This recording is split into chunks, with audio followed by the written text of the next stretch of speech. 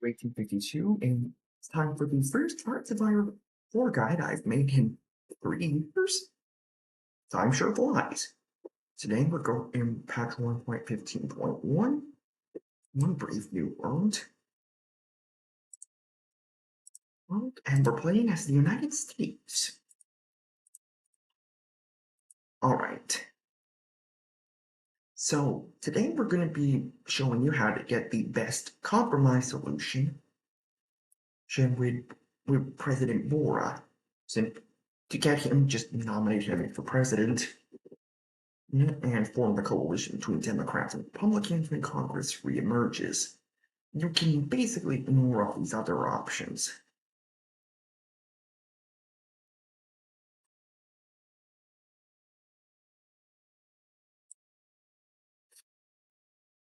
Alright, so when you elect Borah, you'll take the focus, just relight the Western Torch, and you'll get an event chain. To begin with, when you approach negotiations, start by pressing them hard to double your heart attack.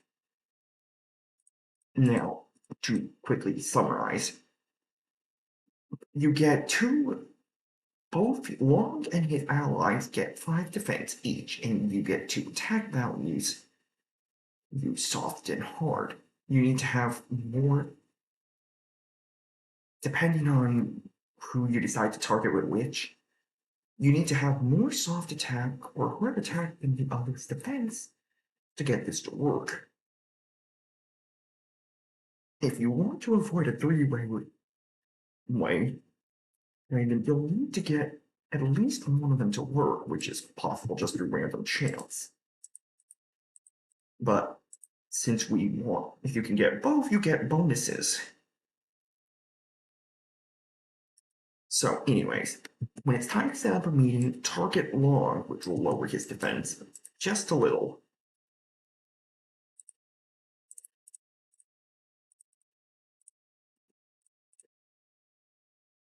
Alright, when you first meet with him, go with the option some good pork.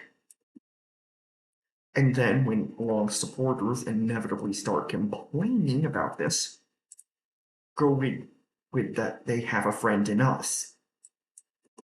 This will grant you 2 soft and 2 hard attack each.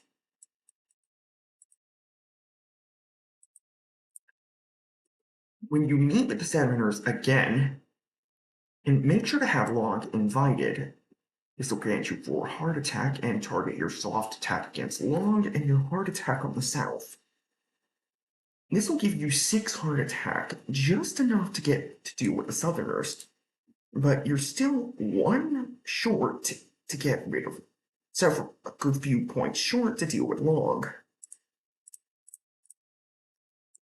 When it's time to make the final offer, have the president endorse Long. This will lower his defense just enough to get the best outcome. Now we just wait for a short moment. And you should get this event. Long's block announces fallback in a fair deal. This will remove all of Long's support and add all of his backers to your side. Unfortunately, it won't be enough to prevent a civil war.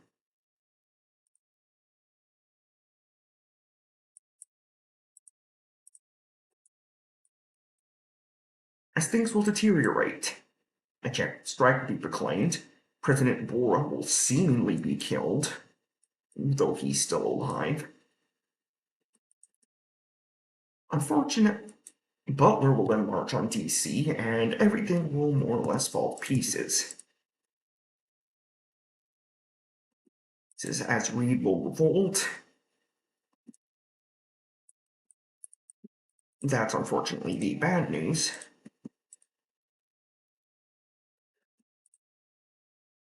But since you won't lose any cores on the South, and you will at least be able to take control of the disputed states.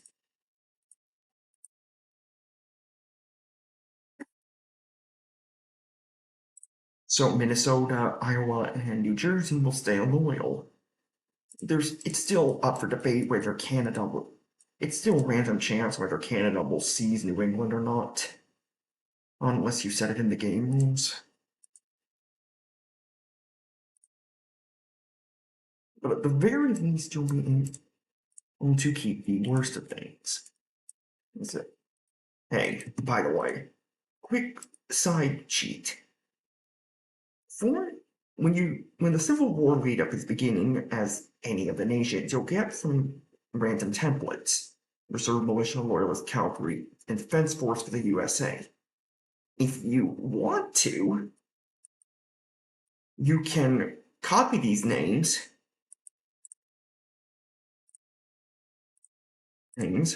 take any decent template and rename it to that.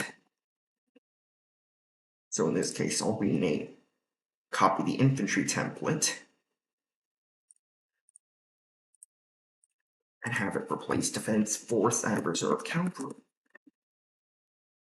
and reserve militia, and then just recruit a militia template.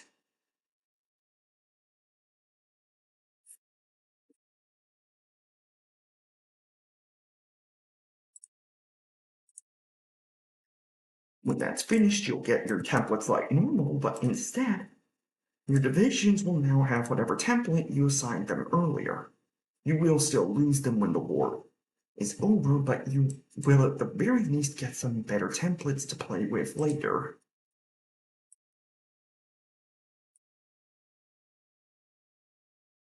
You can also you can also use these MIO things in order to recruit divisions. And so that's something. Fun. Alright, that's all for this video, so I'll see you all next time.